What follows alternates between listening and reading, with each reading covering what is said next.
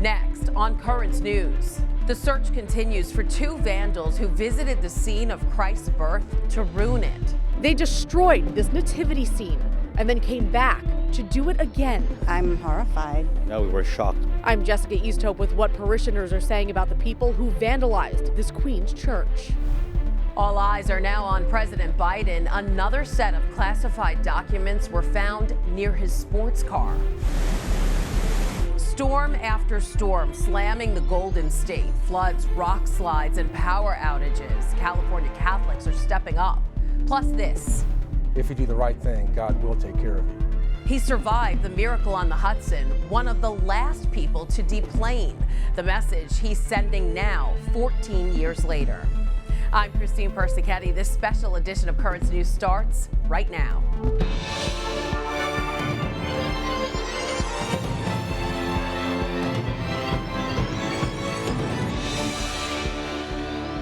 They kicked out the Christmas season. Not a visit from the three kings, but two vandals destroying a nativity just hours before the Epiphany. And once wasn't enough. The two troublemakers circled back to St. Nicholas of Tolentine Church in Jamaica and ransacked the creche all over again. But Currents News' Jessica Easthope tells us parishioners there aren't seeking revenge. Instead, they're praying for something else. It was discovered the morning of the Feast of the Epiphany after two people came and tore down the decorations on this nativity scene outside of St. Nicholas of Tolentine Church and smashed the plexiglass. They came back for more, this time going inside to desecrate the statues.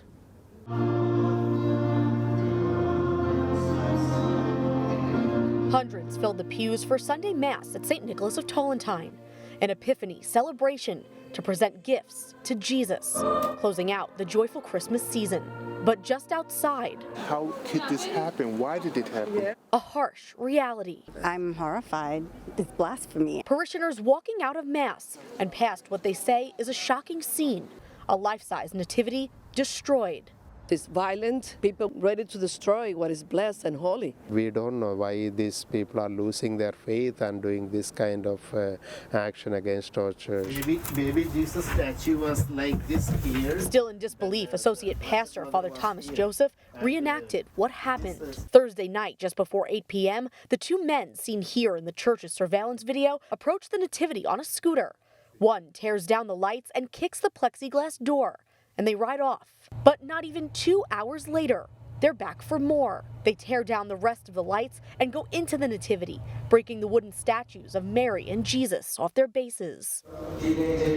In Mass, parishioners prayed for them. That they may have conversion to repentance. They say forgiveness isn't a question, because it's what Jesus would have done. They really need to have more faith, maybe come to the church and learn about more about Jesus, about love and forgiveness. We have to clear our hearts and our minds, and we have to forgive and move on. God forgives everyone, and so we have to do the same. That was Jessica Easthope reporting. St. Nicholas of Tolentine planned to take down the nativity scene this week. It will have to be completely rebuilt before next Christmas. The NYPD says they still have not made any arrests. Turning to the president's classified documents scandal, Joe Biden is now the subject of a criminal investigation. Attorney General Merrick Garland announced Thursday afternoon he's appointed a special counsel to investigate. The troubles began on November 2nd when Biden's lawyers discovered 10 classified documents at his former office in Washington, D.C. Then on December 20th, Biden's lawyers say they found even more documents in his garage. The president was grilled Thursday on why they were stored in the same spot as his sports car. My Corvette's in a locked garage, okay? So it's not like you're sitting out in the street. As I said earlier this week, people know I take classified documents and classified material seriously. I also said we're cooperating fully and completely with the Justice Department's review. Robert Hur is the special counsel. He served in the Trump administration as the U.S. Attorney in Maryland. The governor of New York also had a busy week. Kathy Hochul unveiled big plans for 2023 in this year's State of the State address. On Tuesday, the first female governor of New York outlined broad policy proposals.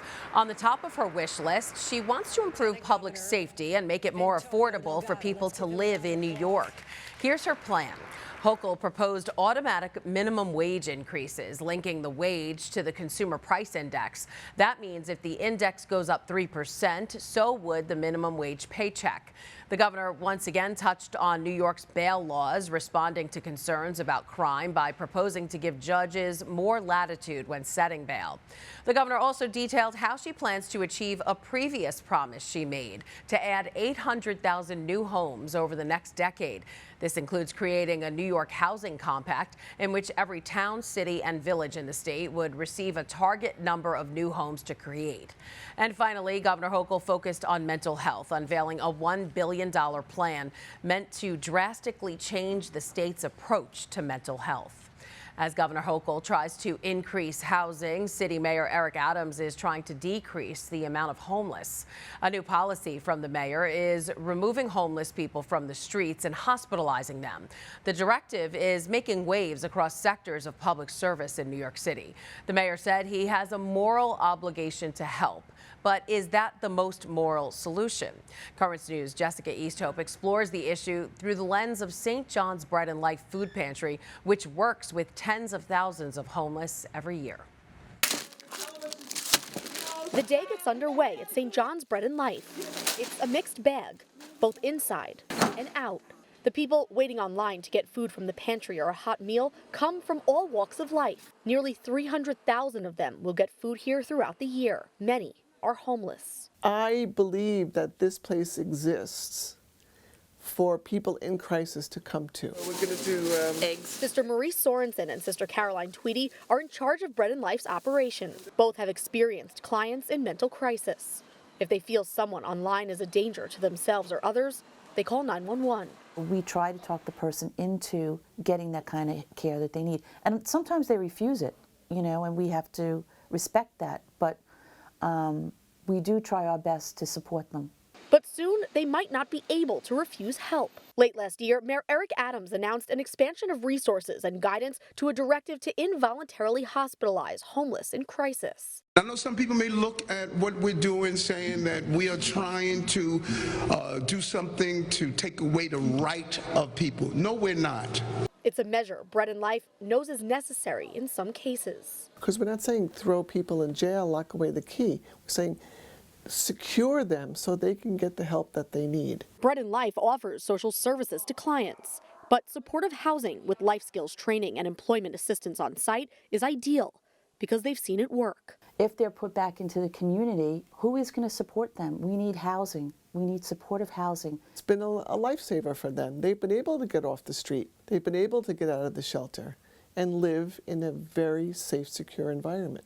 According to the mayor's office, New York State mental hygiene law allows Mayor Adams to issue this kind of a directive. Though first responders and outreach workers have the legal authority to bring someone in for treatment, only a clinician can determine whether or not they need to be hospitalized.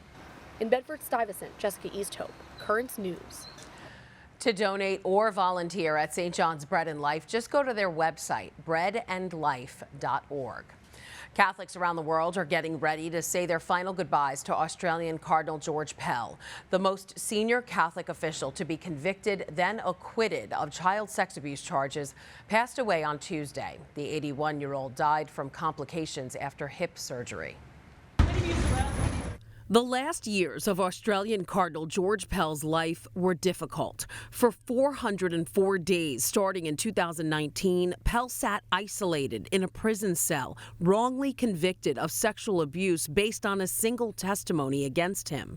He spoke after those charges were overturned in 2020. The case that was referred to the judges, I thought, was ridiculous. The 81-year-old died on Tuesday of cardiac arrest following hip replacement surgery in Rome. In 2014, the Cardinal served in Rome as Pope Francis's first ever Secretary for the Economy to bring order and transparency to Vatican finances. And since his 2020 acquittal, Cardinal Pell lived in the Vatican, where Pope Francis welcomed him and publicly defended him. Recently, after the January 1st Mass in St. Peter's Basilica, Pell thanked the Pope. I was very grateful for his support. He's always supported me personally during my considerable difficulties, and I was very pleased to hear him twice acknowledge my contribution on the financial front. I'm very grateful. During his time in prison, Cardinal Pell's faith never wavered. The importance of forgiveness, of struggling to forgive, is good for peace of heart and peace of mind. George Pell was made a cardinal by Pope John Paul II in one of his last consistories in 2003. Following a mass in the Vatican, Pell's body will be laid to rest in a crypt at St. Mary's Cathedral in Sydney. A Requiem Mass to celebrate the Australian Cardinal's life will be held on Saturday, January 14th at 5:30 a.m. Eastern Time and will take place in St. Peter's Basilica. The Holy See Press Office announced Thursday Pope Francis will preside over the rites. There's a lot more news headed your way. Mother Nature still unleashing her fury on California as residents brace for more storms ahead. Plus this. For many, it's a once-in-a-lifetime opportunity, but it comes with a price tag. I'm Jessica Easthope with how the Catholic Foundation is working with parishes in the Diocese of Brooklyn to send hundreds of young people overseas to World Youth Day. And it was a miracle he and the others survived this plane crash. How the miracle on the Hudson changed his life. That's coming up later. As the fog lifted and the world watched. The casket being brought out from the Basilica into St. Peter's Square. They're really being very true to his request to celebrate something simple. Currents News was live in New York. I believe Cardinal Ratzinger did the Mass when John Paul II died. And the Vatican. He had his rosary in his hands, his crucifix. It was just a beautiful, beautiful, moving moment. Bringing you closer to the final farewell of Pope Benedict XVI in St. Peter's Square. Holy Father arriving now. He's in his white cassock with a stole. Nostri omnipotens Deus, et dimissis peccatis nostris, perducat nos ad vitam aeternam. Amen. Putting your faith in the news. Currents News.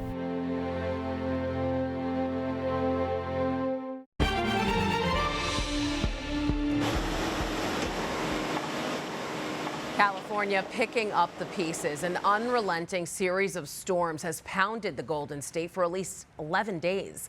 At least 17 people have died as Californians dealt with floods, mudslides, and power outages. And the worst part, more rain is on the way. Areas like Monterey now fearing the roads leading in and out of the peninsula could be flooded, stranding thousands of people. Currents News has been in contact with the Diocese of Monterey. They're using some of their churches and schools as evacuation centers. Relief efforts that are being echoed at Catholic charities throughout the state. For instance, the Diocese of Santa Rosa has been focused on safety check-ins, matching resources to those who need them, and supplying local emergency shelters. If you'd like to donate to their disaster relief efforts, just go to srcharities.org/donate. Now to a massive pilgrimage called World Youth Day. It's a time when kids from all over the world gather in one place every 3 years to celebrate their Catholic faith in a big way. But because of the pandemic, it's been years since the last life-changing experience. Now World Youth Day is back, and hundreds of young people from the Diocese of Brooklyn are about to pack for Portugal. But Currents News' Jessica Easthope tells us it's not without some sacrifice. So this is the t-shirt for the parents. Father Carlos Velasquez knows how important World Youth Day can be to a person's faith formation. And these cream ones with the color logo for the pilgrims. As pastor of St. Bridget's in Bushwick, he's hoping the 48 young people from his parish attending World Youth Day have a similar experience to what he had at World Youth Day in Sydney in 2008. It allows them to be able to come back excited about the faith, not ashamed of their faith, excited to come back to learn more about their faith and to deepen their relationship with Jesus. St. Bridget's has been fundraising for 2 years to help the group get enough money to make the trip to Portugal. But at more than $4,500 a person, they'll need more than what they've made from bingo nights and bake sales. The reality is that as you have those kids that want to go, we have to help them in order to get them there. And as a pilgrimage, there are sacrifices that are being asked of them. Part of those sacrifices are financial. The Catholic Foundation of Brooklyn and Queens makes it happen. We don't want anyone to not be able to make the trip because of financial circumstances. They do a great job. They do their own fundraising. They're doing a lot of pieces of this, and we do a little part and help to get some money to them to make sure that that it could become a reality for them. For years, the Diocese of Brooklyn has sent the largest group of young people from the United States. This year, the diocese is sending more than 350. The Catholic Foundation is prepared to distribute $150,000 to participating parishes, making sure faith comes before the figures. Youth ministry really has been the top priority of the foundation. That focus has been, what are the things we could do that move the faith on to the next generation? How can we help the process of helping our young people to encounter Jesus? To see that the church is larger than just Brooklyn, larger than just the United States, but to be able to go to Europe and to see so many people that are alive and vibrant in their faith, you can't put a price tag on that. Again, that was Jessica Easthope. Meanwhile, the Diocese of Brooklyn is about to have a new priest, and he has a very special devotion to a particular community.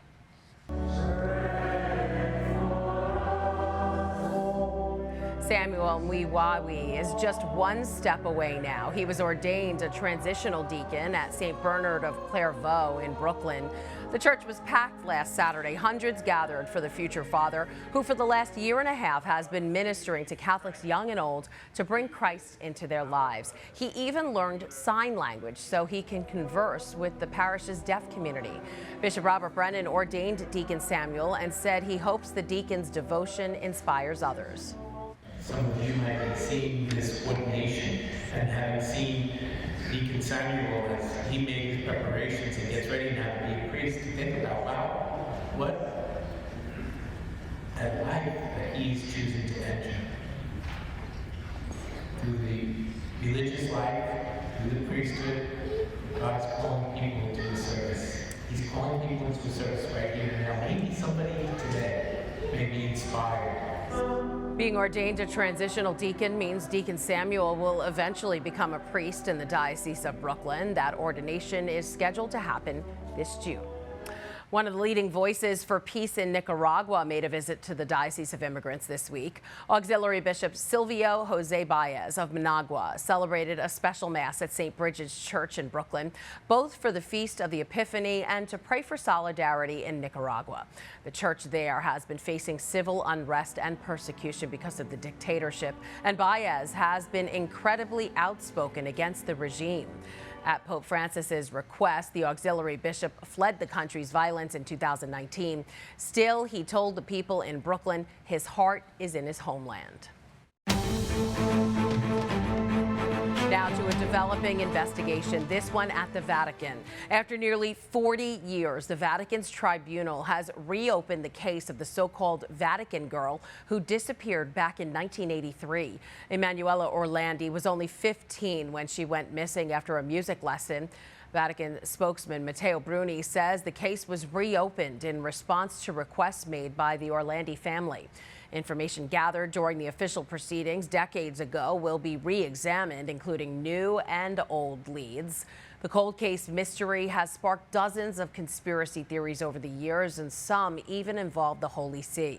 Elise Allen, the senior correspondent for Crux, believes this could be a chance for the church to set the record straight. I think right now what the Vatican wants to do is get back to the nuts and bolts of it and to say, this is exactly what we know. And maybe they're at a point where they're ready to share some of that. I think the announcement that they're going to reopen the case means they're ready to to be fairly transparent, would be my guess, would be my hope. They're going to be fairly transparent with what they know.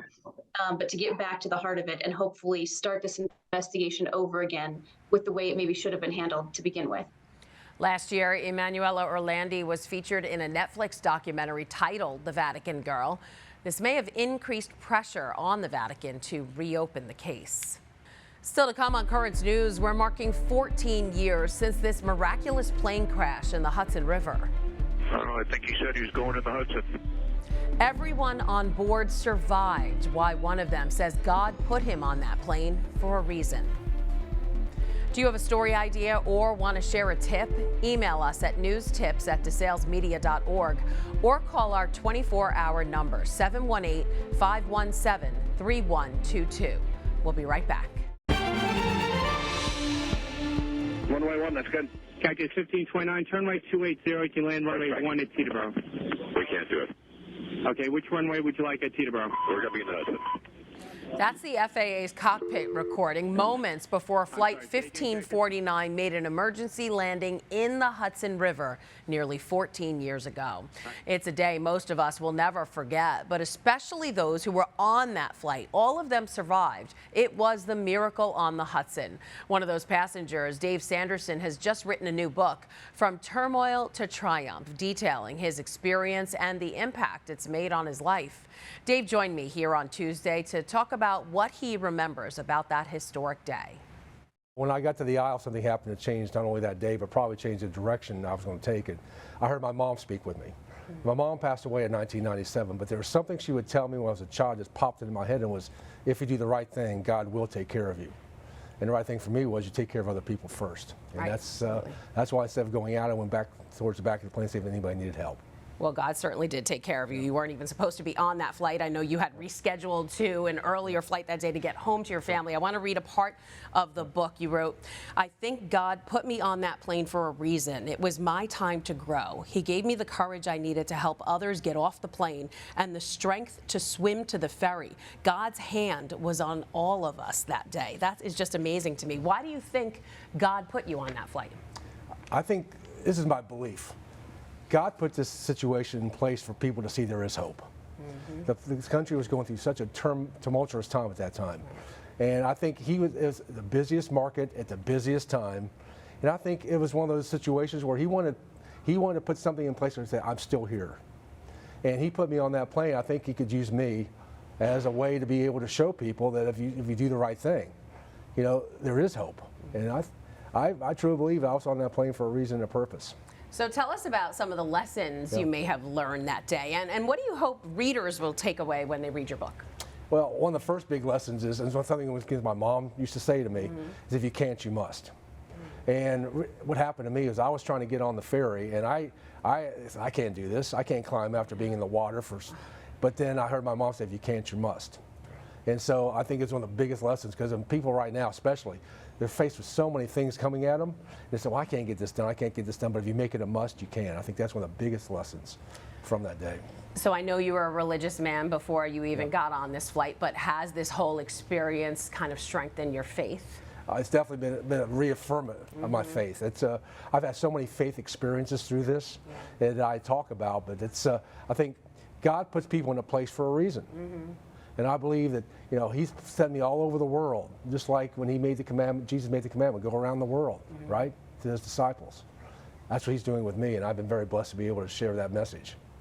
I think that, you know, you do that now. You're a speaker, you spread your story everywhere. So one quick thing, how were you able to get back on a plane after this crash? I think I'd be like, that's it, I take the train from now on. Well, many people from that age still haven't got back on the plane. But the next day, I'll be very candid, the next day I was just being told what to do. Yeah. But the real challenge came the next week when my company asked me to fly to Michigan. And I got on a plane, and that was the first time I was alone. Plus I was on Delta, which is nothing wrong with, I love Delta. Right. But I was a rock star on US Airways. They knew who I was. And that was a really challenging time for me. But I talk about that experience now because that gave me, I think you have to face your fears. Right. And that's what gave me the opportunity to face my fear, get through it, and then be able to do what I'm able to do. You can get Dave Sanderson's book, From Turmoil to Triumph, on Amazon or on his website, davesandersonspeaks.com. And that is Currents News. I'm Christine Persichetti. Thank you for joining us, because we are putting your faith in the news. Hope to see you again next time.